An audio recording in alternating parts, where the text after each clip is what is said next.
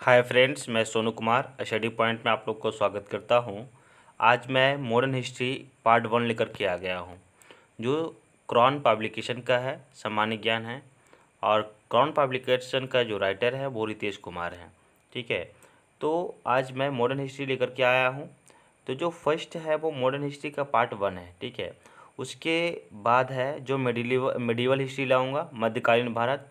उसके बाद प्राचीन भारत। उसके बाद फिर मैं इसी तरह से एक एक करके चैप्टर को समाप्त करता जाऊंगा। ठीक है, तो आप लोग इस वीडियो को ध्यान से देखते जाइए। और देखिए, ये सब जो मॉडर्न हिस्ट्री का या फिर जो भी देखते हैं कि साइंस का या फिर कोई और भी चैप्टर का जो जिससे रिलेटेड जो क्वेश्चन होती है वो बनती है अक्सर एग्जामिनेशन में। तो इस पर्पज़ से मैं आप लोगों के सामने लेकर के आया हूँ। तो आप लोग ध्यानपूर्वक से देखते जाइएगा। जैसे बीपीएससी हो गया, यूपीएससी होगी, एनटीपीसी, एसआई, एसएससी, रेलवे और कॉम्पिटिटिव एग्जामिनेशन के लिए ये क्या है, इम्पोर्टेंट है। तो चलिए हम लोग आज मॉडर्न हिस्ट्री का देखेंगे। ये जो है आपका मुग़ल सम्राट का जो पतन है उसके बारे में हम लोग देखेंगे। चलिए हम लोग मेन टॉपिक को स्टार्ट करते हैं। टॉपिक स्टार्ट करने से पहले अगर आप इस चैनल को सब्सक्राइब नहीं किए होंगे तो जो चैनल को सब्सक्राइब कर देंगे, दोस्तों में शेयर कर देंगे। और इस वीडियो को चलिए आप लोग देखते जाइए। ठीक है, आज क्या है, आधुनिक भारत का इतिहास है। ठीक है, तो आधुनिक भारत के इतिहास में हम लोग देखेंगे क्या कि मुग़ल साम्राज्य का जो पतन हुआ था वो किस प्रकार से पतन हुआ था, इसके बारे में हम लोग जानकारी प्राप्त करेंगे। ठीक है, तो आते हैं क्या कि हम लोग फर्स्ट ऑफ ऑल इसको क्या करते हैं कि अहमदनगर में जो अहमदनगर में 4 मार्च 1707 को औरंगजेब की मृत्यु हो गई। ठीक है, अहमदनगर में औरंगजेब की जो मृत्यु हो गई वो 1707 में हो गई थी, 4 मार्च 1707 को हो गई थी। ठीक है, उनके 3 पुत्र मोहम्मद मुअज्जम, मोहम्मद मुअज्जम, मोहम्मद आजम या मोहम्मद कामबख्श के बीच उत्तराधिकारी के लिए युद्ध हुआ। ओके, उसके बाद एंड आफ्टर जो देखेंगे वो मुअज्जम मुअज्जम जो हैं वो मुअज्जम जो उसके समय जब औरंगजेब की मृत्यु हो गई थी तो मुअज्जम वो जो है उस समय अफ़गानिस्तान में था।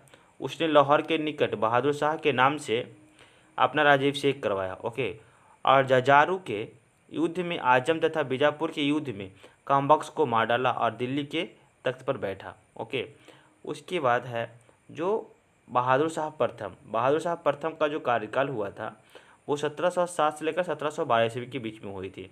जो आपका बहादुर शाह के कार्यकाल जो कब का कब था वो 1707 से लेकर 1712 ईस्वी के बीच में हुई थी। मोहम्मद बहादुर शाह प्रथम 65 वर्ष की आयु में मुग़ल सम्राट बना। जो आपका बहादुर शाह जो प्रथम है उसका कार्यकाल कब तक रहा था, 1707 से लेकर 1712 ईस्वी तक। जो बहादुर शाह प्रथम है जो 65 वर्ष की आयु में मुग़ल सम्राट बना, उसने मराठों और राजपूतों के प्रति मैत्रीपूर्ण नीति अपनाई तथा मराठा नेता शाहू संभाजी का पुत्र को मुग़ल कैद से आज़ाद किया। ठीक है, उसके पहले जो जोशुआ केटेलार के नेतृत्व में ये क्या किया कि एक डच प्रतिनिधि मंडल बहादुर शाह के दरबार में आया। ओके, इतिहासकार खाफी खान ने बहादुर शाह को साहेब खबर कहकर पुकारा था। ठीक है, ऐसा अक्सर एग्जामिनेशन में क्वेश्चन पूछी जाती है कि कौन सा ऐसा मुगल बादशाह है जिसे साहेब खबर के नाम से जाना जाता है। तो ये आपका कौन सा है, बहादुर शाह है। ओके, जिसे जो साहेब खबर के नाम से पुकारा जाता है। अब आते हैं जहांदार शाह। जो जहांदार शाह है वो आपका जहांदार शाह जुल्फ़िकार खां की मदद से सिंहासन पर बैठा और उसने अपना वजीर नियुक्त किया। उसने आमेर के राजा जयसिंह को मिर्ज़ा की उपाधि के साथ साथ मालवा का सूबेदार बनाया तथा मारवाड़ के राजा अजीत सिंह को महाराजा की उपाधि देकर गुजरात का सूबेदार बनाया। ओके, जहांदार ने जजिया बंद कर दिया। वह अपनी प्रेमिका लाल कुंवर से काफ़ी प्रभावित था। अजीम उस शान के पुत्र फ़रुखसियर ने सैयद बंधुओं की सहायता से 11 फरवरी 1713 को जहांदार शाह की हत्या कर दी।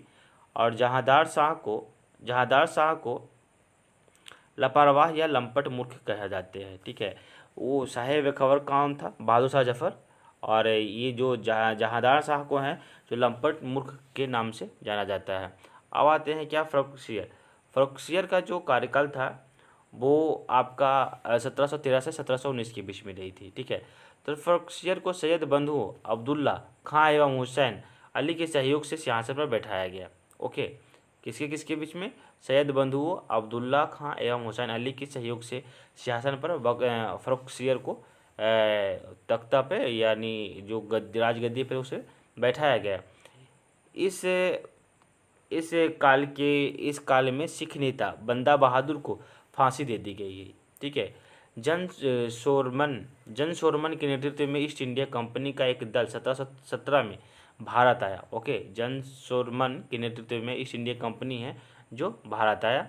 उसके बाद है भारत आया और उसी समय उसी दल में एक शल्य चिकित्सक हैमिल्टन भी था जिसने बहादुर शाह को स्वास्थ्य लाभ भी करवाया। फ़र्रुखसियर ने 1717 ईस्वी में ईस्ट इंडिया कंपनी के लिए व्यापारिक लाभ का सही फरमान जारी कर दिया। ओके, जिसे कंपनी का मैग्ना कार्टा कहा गया। ओके, फ़र्रुखसियर सैयद बंधुओं से मुक्त होना चाहता था, लेकिन सैयद बंधुओं ने पेशवा बालाजी विश्वनाथ से दिल्ली के संधि करके मराठों की सहायता से फ़र्रुखसियर को अंधा करवाकर उसकी हत्या करवा दी गई। ओके, एंड बंधुओं ने रफ़ी उद दरजात को मुग़ल बादशाह बनाया। सैयद बंधुओं ने रफ़ी उद दरजात को मुग़ल बादशाह बनाया। यह सबसे कम समय तक 18 फरवरी से 14 जून 1719 ईस्वी तक रहा शासन करने वाला मुग़ल बादशाह था। ओके, जो सबसे कम दिनों तक रहा था। रफ़ी उद दरजात की मृत्यु के बाद जो रफ़ी उद दौला शाहजहाँ द्वितीय की उपाधि के साथ मुग़ल बादशाह बना, जिसका शासन 6 जून 1719 से 17 दिसंबर 1719 ईस्वी तक रहा। उसे दुर्बल और कायर होने के कारण घृणित कायर कहा गया। ओके, अब आते हैं हम लोग नेक्स्ट टॉपिक पे, मोहम्मद शाह। ओके, कौन है ये, मोहम्मद शाह का जो कार्यकाल रहा वो 1719 से 1748 ईस्वी के बीच में रही। मोहम्मद शाह ने 1720 ईस्वी में जजिया कर को अंतिम रूप से समाप्त कर दिया। ओके, मोहम्मद शाह ने निजामुल्लुक के नेतृत्व में 1722 ईस्वी में सैयद बंधुओं की हत्या करवा दी। निजामुल्लुक चिनकिलीज खां ने हैदराबाद के स्वतंत्र असफ जाही वंश को नींव डाली। इसी के काल में अवध, शहादत खां, बंगाल, मुर्शिद कुली खां, भरतपुर, मथुरा, बंदन सिंह है, गंगा यमुना, दोआब रोहेल तथा फर्रुखाबाद में वंगस नवाबों ने अपनी स्वतंत्र सत्ता की स्थापित कर ली। 1739 में नादिर शाह फारस का शासक ने भारत पर आक्रमण किया। 13 फरवरी 1719 को करनाल के युद्ध में नादिर शाह ने मोहम्मद शाह को पराजित किया। करनाल की युद्ध कब हुई थी, 1739 में। जो करनाल के युद्ध में नादिर शाह ने मोहम्मद शाह को क्या किया, पराजित किया। जो नादिर शाह के अवध के जो नवाब था, ठीक है, जो आपका नादिर शाह अवध के नवाब शहादत खां के उकसाने पर भारत आया था। जब उसने शहादत खां से धन मांगा तो लाचार होकर शहादत खां ने विष खाकर अपनी आत्महत्या कर ली। उसके बाद नादिर शाह के भारत पर आक्रमण का प्रमुख उद्देश्य धन लूटना था और वह अपने साथ तख्ते, ताउस, मयूर सिंहासन एवं कोहिनूर हीरा फारस ले गया। ओके, उसके बाद नाफ्टर है वो क्या है कि आपका मोहम्मद शाह के विलासपूर्ण आचरण के कारण उसे ही रंगीला कहा गया। ओके, एंड नेक्स्ट आफ्टर है वो क्या है, अहमद शाह का जो कार्यकाल हुआ था वो 1748 से 1754 ईस्वी के बीच में हुआ था। इसने अवध के सूबेदार सफदरजंग को अपना वजीर नियुक्त किया गया। ठीक है, जो अहमद शाह हैं जो अवध के सूबेदार सफदरजंग को अपना वजीर नियुक्त किया। अहमद शाह के शासनकाल में अहमद शाह अब्दाली, जिसे दुर्रे दुरौनी अर्थात युग का मोती भी कहा जाता है, भारत पर आक्रमण हुआ। अहमद शाह के समय अब्दाली ने अहमद शाह के समय अब्दाली ने 5 बार 1748 से 1754 के बीच आक्रमण किया। इसने कुल मिलाकर 7 बार भारत पर आक्रमण किया। इसने कुल कितने बार आक्रमण किया? 7 बार आक्रमण किया। ओके। एंड आलमगीर द्वितीय, उसके बाद है जो आलमगीर द्वितीय। आलमगीर द्वितीय की जो कार्यकाल रही है 1754 से 1759 ईस्वी तक रही है। वजीर ये है जो वजीर इमाद की मदद से अहमद शाह को अपदस्थ कर जहांदार का पुत्र अजीमुद्दीन आलमगीर द्वितीय की उपाधि के साथ मुगल बादशाह बना। ओके, मुगल बादशाह बना। उसके बाद शाह आलम द्वितीय 1759 से 1806 ईस्वी तक इसके कार्यकाल रही थी शाह आलम द्वितीय की।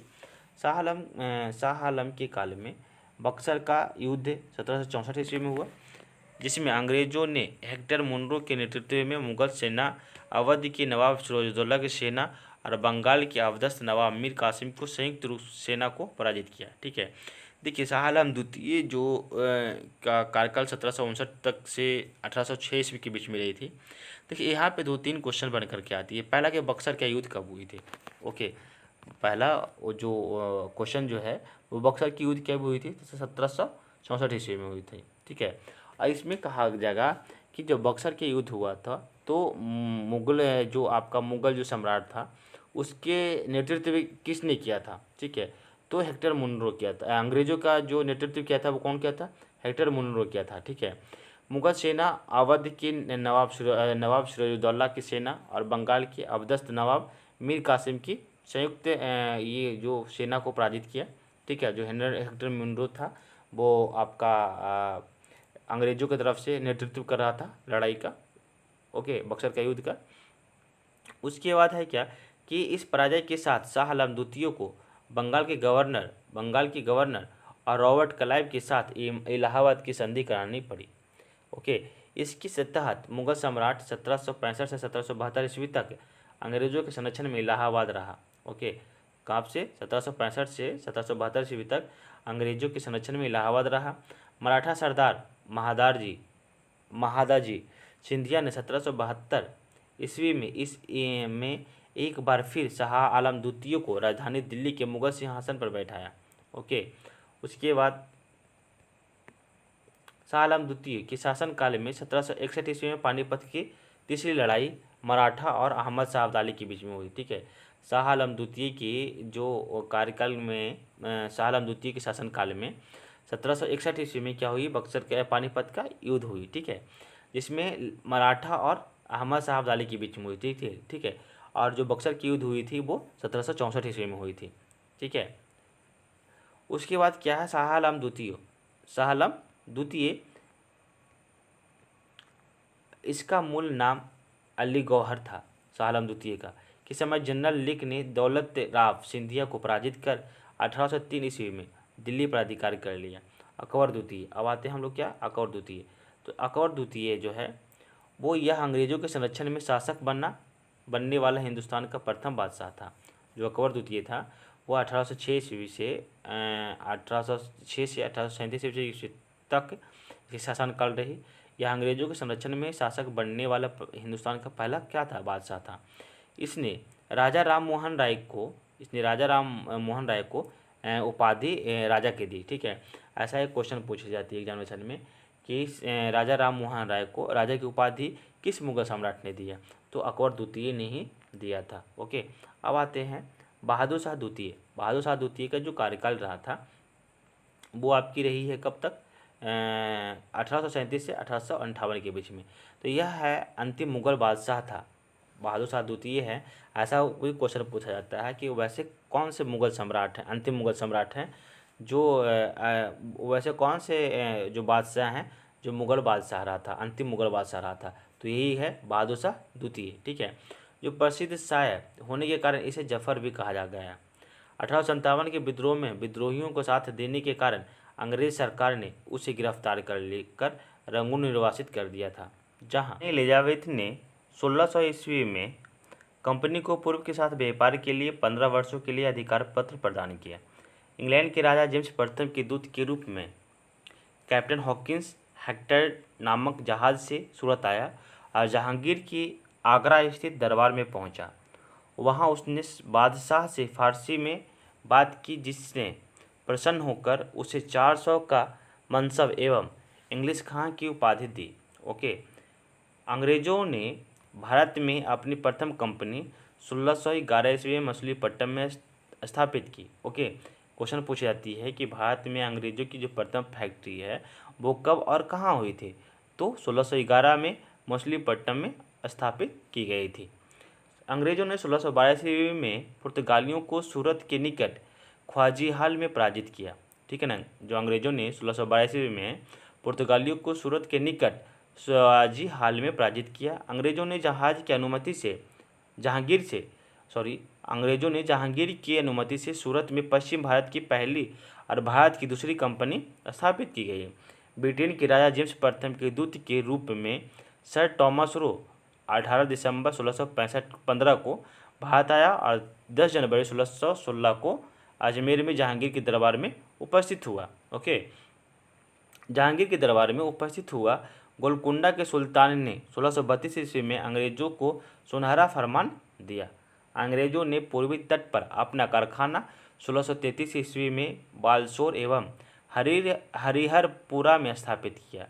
1639 में फ्रांसीसी डे नामक अंग्रेज ने चंद्रगिरी के राजा मद्रास पट्टे पर प्राप्त किया और वहां पर फोर्ट सेंट जॉर्ज की स्थापना की। 1651 में ब्रिजमैन ने हुगली में एक कारखाना स्थापित किया।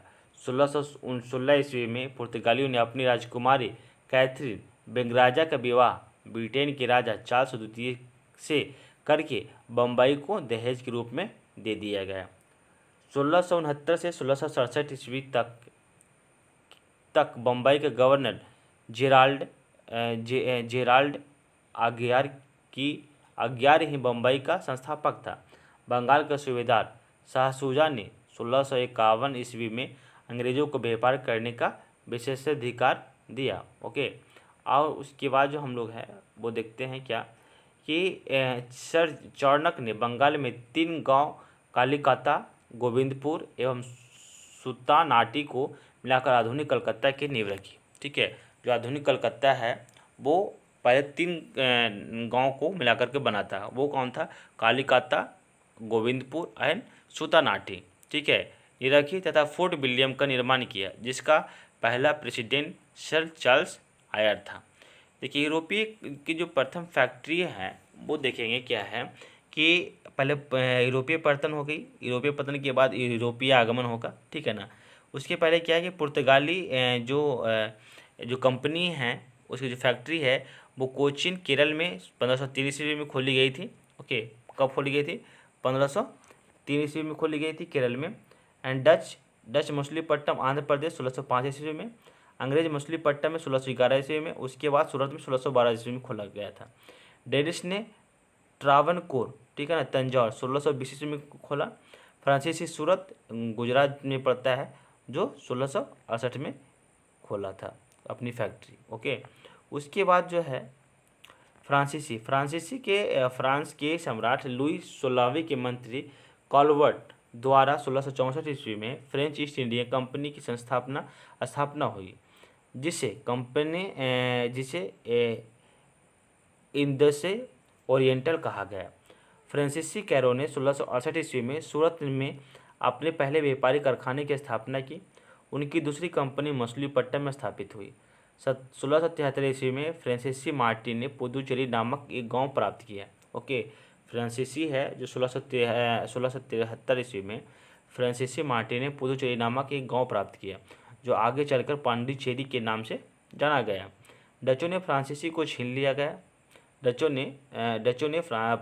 को छीन लिया, लेकिन रिजीवी की संधि के बाद पांडुचेरी पुनः फ्रांसीसियों को मिल गया। बंगाल में मुख्य फैक्ट्री चंद्रनगर में थी। फ्रांसीसियों ने 1721 में मॉरिशस, 1724 ईस्वी में मालाबार में स्थित माही तथा 1739 में कारिकल पर अधिकार किया। 1742 ईस्वी में डुप्ले गवर्नर बना। वह भारत में फ्रांसीसी साम्राज्य स्थापित करना चाहता था। अंग्रेजों और फ्रांसीसियों के बीच कर्नाटक क्षेत्र में कुल 3 युद्ध हुए, जिसमें आंग्ल फ्रांसीसी युद्ध, कर्नाटक युद्ध कहा गया। 22 फरवरी 1760 को लड़े गए वांडीवास के युद्ध में फ्रांसीसी सेना पराजित हुई। ठीक है ना, वांडीवास का जो युद्ध है वो 1760 ईस्वी में लड़े गए थे। ठीक है ना, 22 जनवरी को, जिसमें हुआ है कि फ्रांसीसी सेना बुरी तरह से पराजित हुआ। ओके, उसका वर्चस्व भारत में समाप्त हो गया। इस युद्ध में जनरल आयरकुट ने अंग्रेजों की सेना नेतृत्व किया। ओके, एंड बाद में है ये कि जो आपका जो युद्ध हुई थी, प्रथम कर्नाटक का जो युद्ध हुआ है, 3 युद्ध हुआ है। प्रथम कर्नाटक युद्ध कब से कब तक हुई थी, तो ये जो हुई है 1746 से 1748 ईस्वी में। तो संधि क्या था, ए ला सापेल 1748 की संधि हुई है। इसमें क्या है, परिणाम क्या है कि फ्रांसीसी क्या हुई थी, विजयी हुई थी प्रथम कर्नाटक युद्ध में। द्वितीय कर्नाटक युद्ध 1749 से 1754 ईस्वी में, जिसमें संधि हुई थी पांडिचेरी की संधि, जो 1954 ईस्वी में हुई थी। अंग्रेजों का प्रभाव बढ़ा था इसमें। ठीक है ना, जो कर्नाटक का द्वितीय युद्ध में। तृतीय कर्नाटक युद्ध में हुआ था जो 1556 से 63 ईस्वी तक पहले से संधि हुई थी। से बांडीवास के युद्ध के बाद जो है वो निर्णायक रूप से क्या हुआ था कि फ्रांसीसी को पराजित हुए थी। ठीक है, तो इसी तरह से हम लोग हैं कि यूरोपीय का पतन हम लोग देख चुके हैं। ठीक है, यूरोपीय के नहीं, मुगल सम्राट का जो है इस तरह से पतन हो चुका है। अब जो आएगा वो हम लोग का आएगा वो यूरोपीय का आगमन। ठीक है, तो इसी तरह से हम लोग है जो नेक्स्ट बाय नेक्स्ट बढ़ता जाएंगे। ठीक है, इसमें से कोई मिस्टेक हुई हो तो सॉरी इसके लिए, और नेक्स्ट वीडियो में है जो हम सुधार करके आप लोगों के लिए बेहतर करते हुए और आगे चैप्टर को लाते रहूँगा। चलिए, तब तक हम लोग आप लोग से विदा लेता हूँ, नेक्स्ट वीडियो में मिलूँगा। तब तक जय हिंद, जय भारत।